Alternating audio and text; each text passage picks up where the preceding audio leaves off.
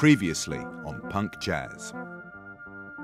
For word of mouth, his first album under the new deal with Warner Brothers, Jaco Pastorius, the bad boy of punk jazz, would finally be out on his own. No longer would his sensibility be filtered through a producer like Bobby Colomby, a songwriter like Joni Mitchell, or a bandleader like Joe Zawinul. Even the sleeve photo was an indicator. Jaco seated behind a piano with a pencil clamped between his teeth. This time, the spotlight was not on Jaco, the bass phenomenon, but on Pastorius, the composer.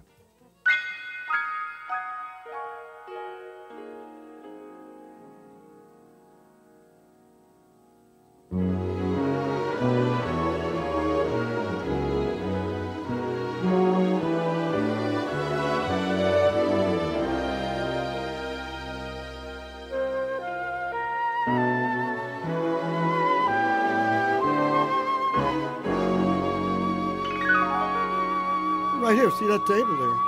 I've seen him sit there for 24 solid hours and never move. I'd go down to Presser's, the big music place, and pick up all these things on Stravinsky and everything, Shostakovich, and he would just sit and read and see how they did everything, man. Composer Mike Gibbs. He wanted me around to orchestrate should he need it, but he ended up doing it himself. But he'd occasionally ask me, the range of an alto flute, little things like that. And it was as if he wanted me there in case.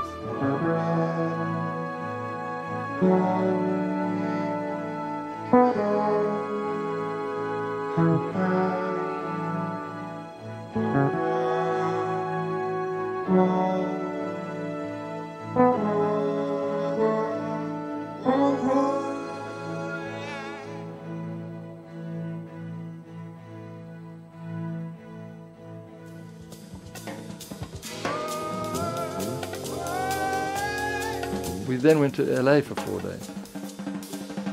We stayed at Peter Erskine's house, and then we were recording.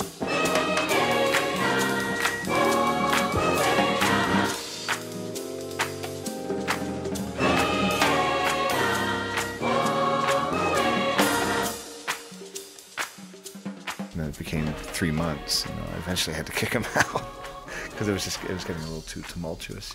He would come back 2:30 in the morning and then turn on my stereo, and all of a sudden really loud in the house. And I was worried about my neighbors and my girlfriends looking at me like, this has got to stop.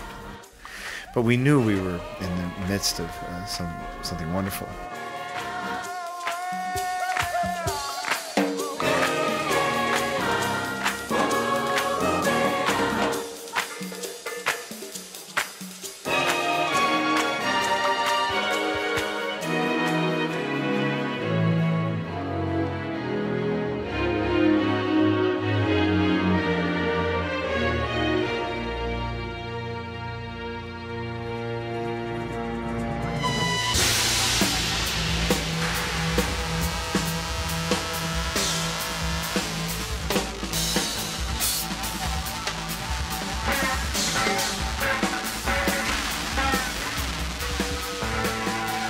At one point, I remember he was setting off firecrackers in the echo chamber, and recording that. So there's a lot of far out sounds on there.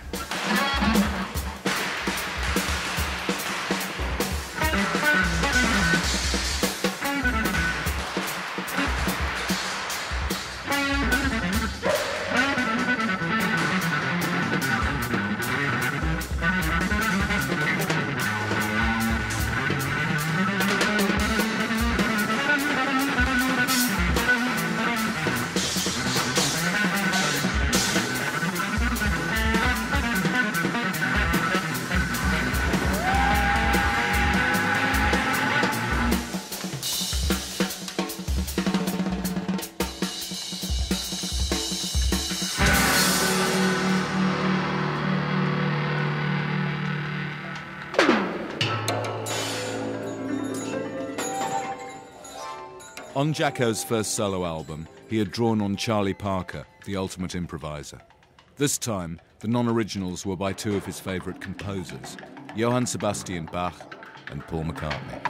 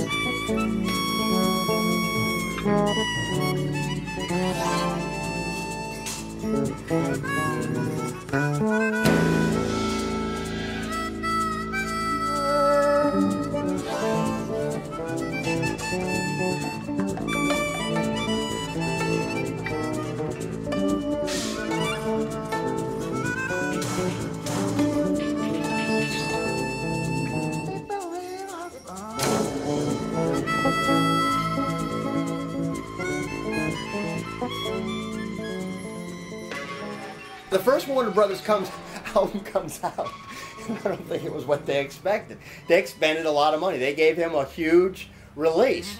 Jaco's brother Rory. And the first song on side one is Crisis, which is just his bass riff forever.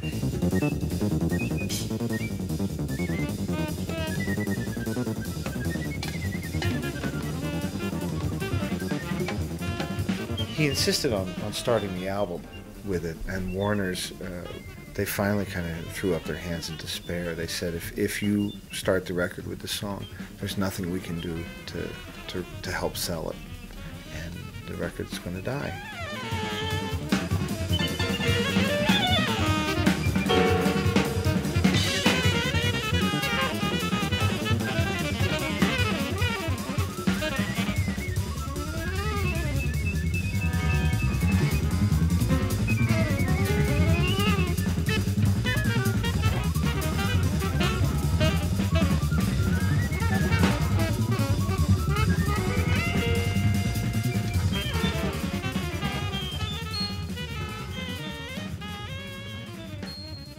Warner Brothers had signed Jaco for 2 albums, and the label had high hopes that with word of mouth out of his system, Jaco would bring in what they really wanted from him, a crossover smash to rival Heavy Weather.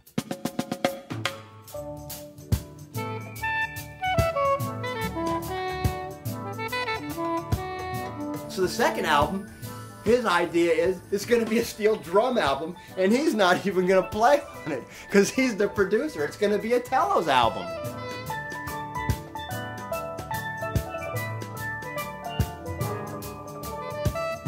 And they were going to do Holiday for Strings. In fact, it was called Holiday for Pans, you know.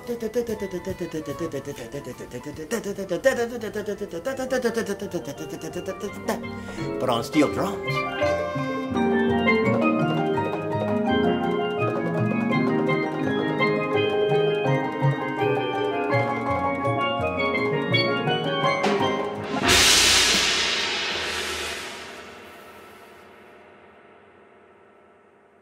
Warner Brothers didn't want to know anything about Holiday for Pans.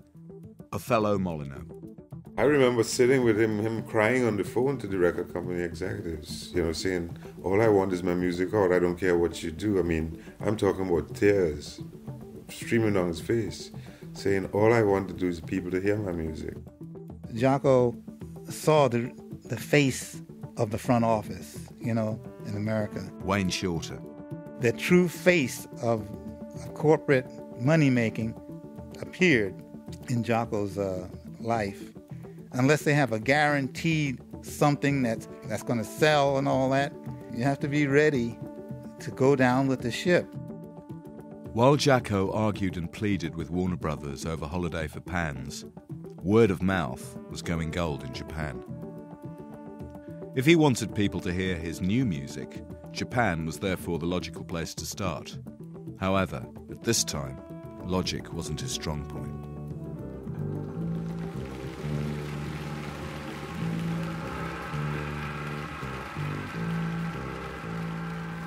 When I was 11, almost 12 years old, I was going to Japan with my dad for the Orex Jazz Festival.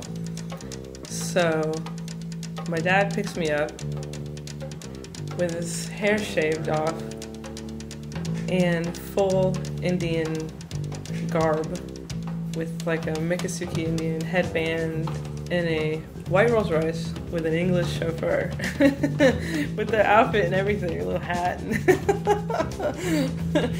I was like, all right, whatever. We were on our way to the airport, but we had to make a stop first. My dad insisted that we get more Indian clothes before the tour.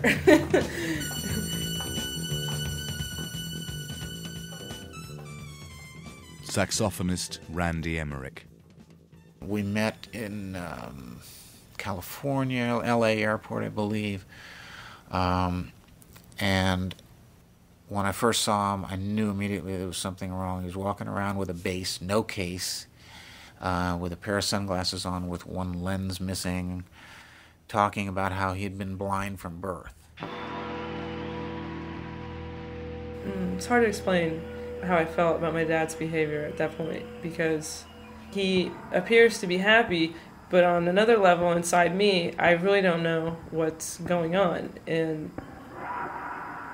he wasn't harmful to me, you know, but it just wasn't the old daddy that I was used to. At that point, his manager and several of us in the band kind of assigned watches. We had somebody with him at all times, and about all he could do would be suggest doing something that would keep him out of trouble rather than do something that's really bizarre. I mean, he's really capable of doing almost anything. Saxophonist Alex Foster. Yeah, it was pretty bizarre, except when we were on the bandstand. I mean, there were times when we didn't even think Jaco would make it to the bandstand. And as soon as we started playing, he would leap onto the stage. As crazy as it was like, for me, a very magical quality about how things actually would always come together no matter what. You know, no matter how many days he had been missing, when it came time to hit, he was always there.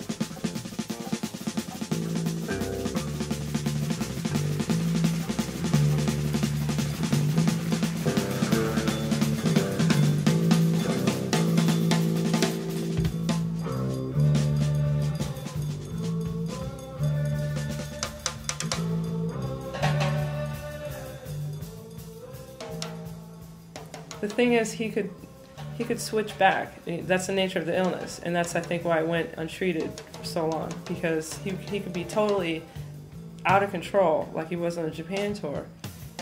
And then I remember I didn't see him for a little bit, and the next time I saw him, it was Daddy again. Normal stuff.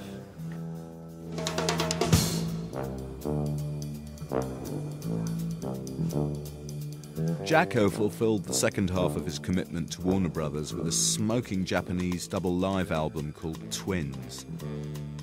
The title celebrated the impending progeny of his second marriage, though for US and European release he filleted it down to the single album Invitation.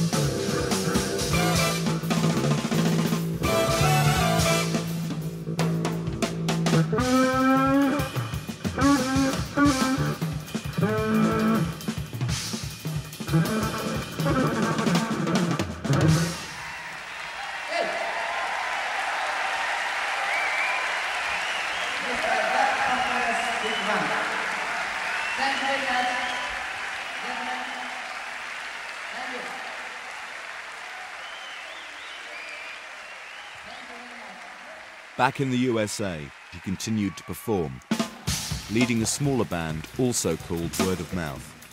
But due to Jaco's increasingly erratic behavior, that band splintered before it could record. Percussionist Don Elias. My attitude at that time when he started to get sick, you know, was like, okay, man, something is happening to you, but boy, when you get on stage, you're gonna kick ass anyway, and then we're gonna deal with this mental thing afterwards, you know, but at least we knew that you can do this. Of course, the problems came, you know, later on when he wasn't able to do that. That's when we knew that there was real serious trouble. The progression in the way people dealt with him here was, okay, let's try to keep him out of trouble, to what are we going to do, because we can't keep him from getting into trouble, to like, you better stay away from him or there's going to be trouble. And then it got to the point where even his best friends were like, you had to keep a distance. He was completely off the scale. When he would get drunk, he would provoke people deliberately to hit him, you know, which was really strange. I mean, and well, he would provoke him to hit him, but they would never defend himself. So you know, it wasn't really that much of a surprise that what eventually happened to him.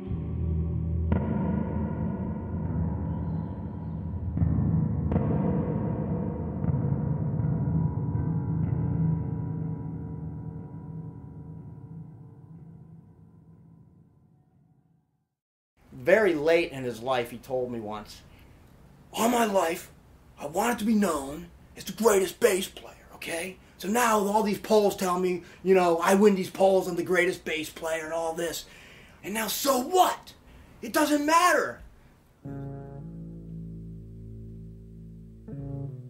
Then, you know, he'd call sometimes in the middle of the night, around 3 or 4 in the morning, from some far-off place. And he said, he would call Joe and myself, he said, you know, like, I love you guys. And that's it. And then hang up. There were so many missiles and projectiles flying through in his path. He didn't get the airspace to look into himself past what he thought he saw and what he thought he heard in his head.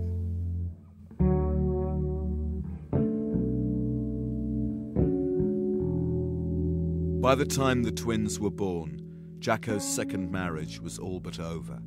His manic depression was now in full effect, and his new wife, Ingrid, was understandably unable to deal with him.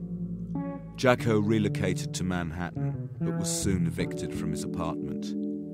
2 years after that Japanese tour, he was still making music, but he ended up sleeping rough in Washington Square Park.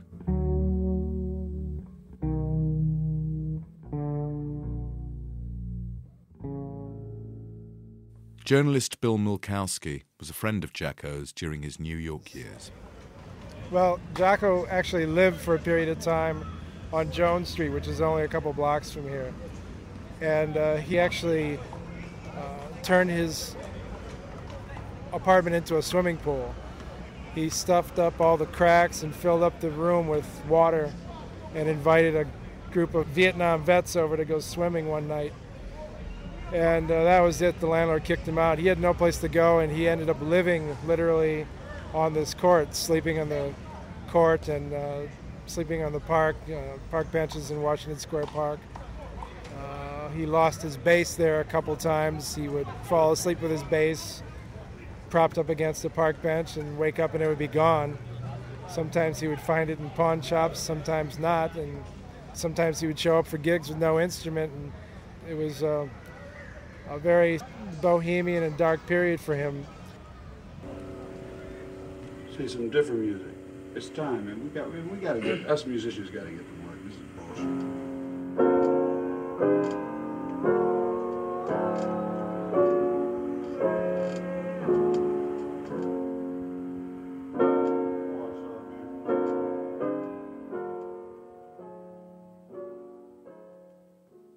Jaco's brother, Gregory. You know, things had gotten crazy, and I think that the frustration of knowing what you're capable of and not being able to do it, for whatever reason, if it's a record label that wants you to do something else, if it's you need a certain kind of quiet in a room with a piano in it and you don't have access to that, you know, it's like being in a room someplace that you don't want to be in. You feel like you should be somewhere else doing something else.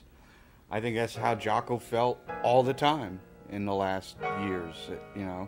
Where's this place where I can go and get back to the original challenge?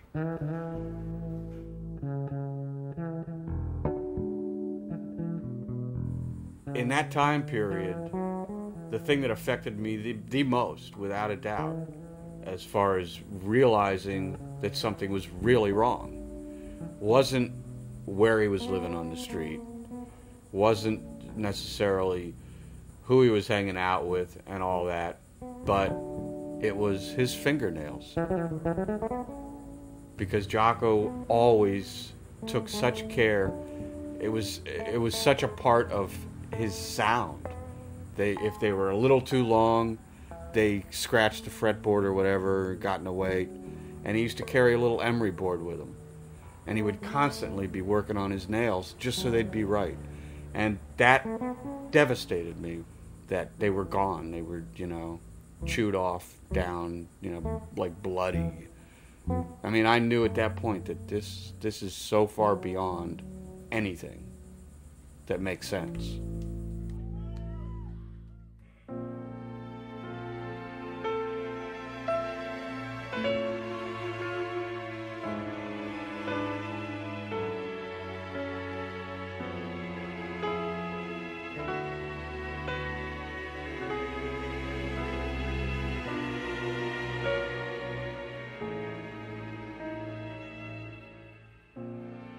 At the request of Jaco's family, Dr. Ken Alper committed him to psychiatric hospital. Jaco's brother Gregory and Ingrid, his wife, came to New York. At that time, I was working in the emergency room at Bellevue Psychiatric Hospital, and I was able to commit Jaco involuntarily. That involved persuading the police to bring Jaco from Washington Park, where he was hanging out, to Bellevue, and he stayed there for 7 weeks. In his immediate circle, there were those who were not inclined to see his behavior as illness. There's a certain glamorization of mental illness that, artists are supposed to be crazy, or artists are allowed to be crazy, or that's somehow that Jaco was just displaying the artistic temperament. Nothing could be further than the truth, because Jaco, at the height of his artistry, had internalized a real work ethic set of values and was extremely polite and extremely disciplined and very focused on his family and his kids as he was, becoming the brilliant musician that he was. Basically, the provocative behavior, the motor hyperactivity, it's mania, and people that are manic tend to be aggressive, irritable, or elated, or grandiose, and those things will get you into trouble. I think he was diagnosed pretty early as a manic depressive, but I don't think none of us knew what that meant. I mean, my mom certainly didn't know what it meant. If we would have known then what we know now, it possibly could have been quite a different outcome. And nothing you can do. I mean, I played Carnegie Hall concert by myself, and this is the last time I saw him. And Joe Zawinul. He came out of the hospital, and he helped me to get a sound. Carnegie Hall is a very difficult sound. He was running around in the balcony everywhere around and coming back like a little kid. He said, "Yeah, that sounds good." Bass drum is a little boomy over there, so he helped me a lot and had a super concert, solo concert. That's the last time I saw him. And he called me one time. Yeah, he called me, and he was talking about we gotta get together and do that. And he was already living on the streets then. And he was in bad shape because he went to clubs, stole money from the tables, that's bad news, you know what I'm saying?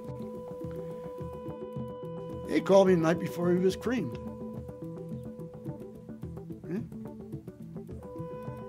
Hey, Dad! He said, just signed with Columbia Records, man. He said, remember that tune you wrote years ago? You wanted to sing with just you and a bass. He said, you remember it. Ba ba ba ba ba ba ba ba ba ba ba ba ba ba. So I want to do it with you, man. I want to do it. We got to get together. I want to do that tune with you. Next day, I'm out of what's the name, and I get a call from Gregory. Dad. Yep. I expected it sooner or later. He was. I just knew he was going to self-destruct. I knew it. It was inevitable.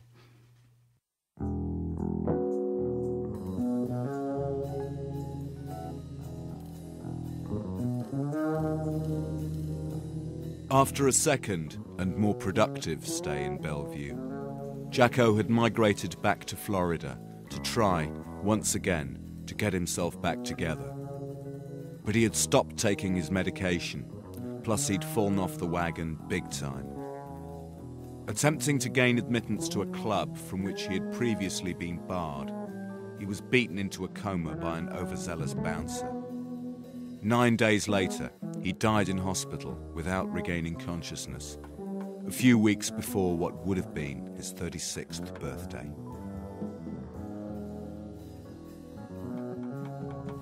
I really liked Jaco. I really liked hanging out with him in the early days because he knew what he wanted and he knew how to get there. He had kind of an impish personality, like, yeah, I got the answers and stuff like that, but he backed it up in every possible way, and we had a wonderful time.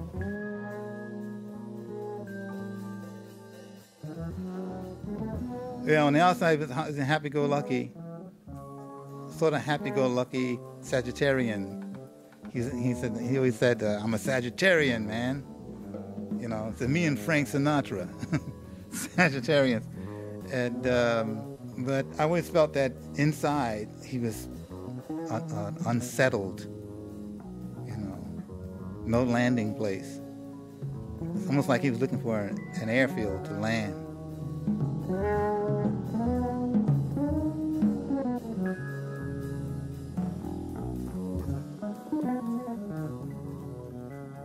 We were pallbearers. We carried his coffin out of the church. When we got to the cemetery, his father knocked on his coffin, and he spoke into the lid. He said, "It ain't over yet."